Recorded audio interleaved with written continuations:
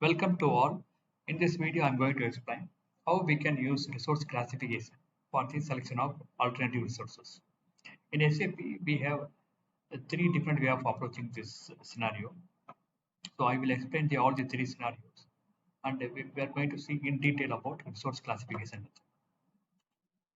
Let's look into this simple business scenario where the finished goods is manufactured from three different operations.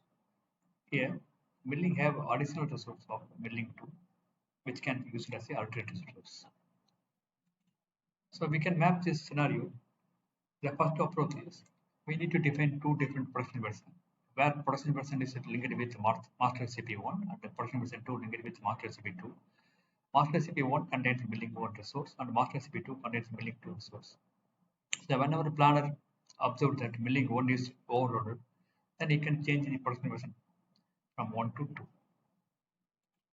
The second approach, we no need to define the additional production version. We can still work with one single production version.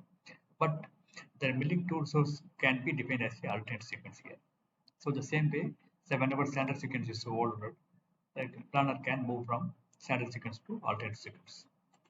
The third approach is resource classification method, which we are going to see in detail, in which both milling resource will be assigned to the class and characteristic.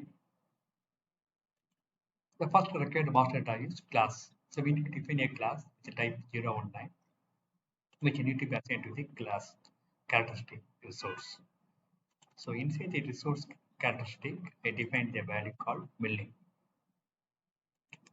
So now we are going to assign the both milling 1 and milling 2 resource to this class. So we go to basic data.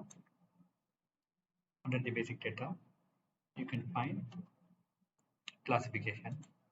So inside the classification, you can assign the class. So as soon as you assign the class, that characteristic also will be get linked with that class, and you need to choose the value milling resource. The same need to be repeated for milling 2 resource also. So once that milling resource is assigned with the class, then the same class we need to assign the master recipe also.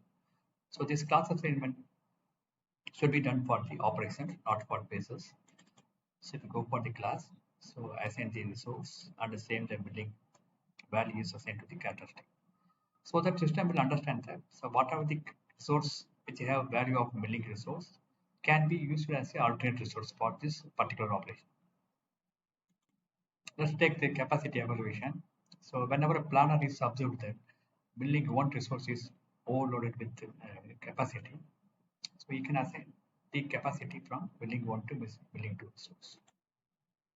So let's take this example. On 19th of November, there is a 45% additional load in the milling 1 resource.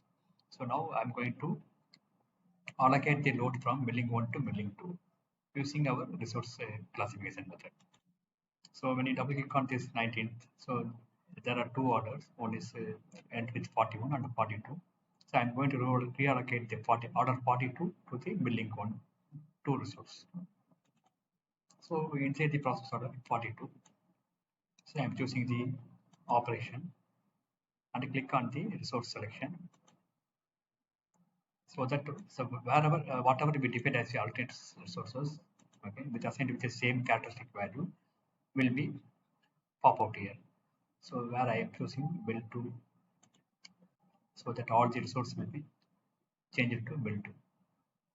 I am changing this value. So after reallocation, say if we run capacity evaluation, you can observe that on 19th of November, you can see the capacity is rectified. Capacity issue is rectified. So that whatever the capacity is loaded on milling 1 is assigned to the milling 2 resource on the same day. So this process have its own advantage and disadvantage. Advantage is we no need to maintain the complex master data structure like alternative sequence and multiple production version. The one of the demerit of this process is suppose that milling 1 and milling 2 have different operation rate, then we need to manually change the operation timing in the process order. So that's all. So let's see in the next video. Thank you all.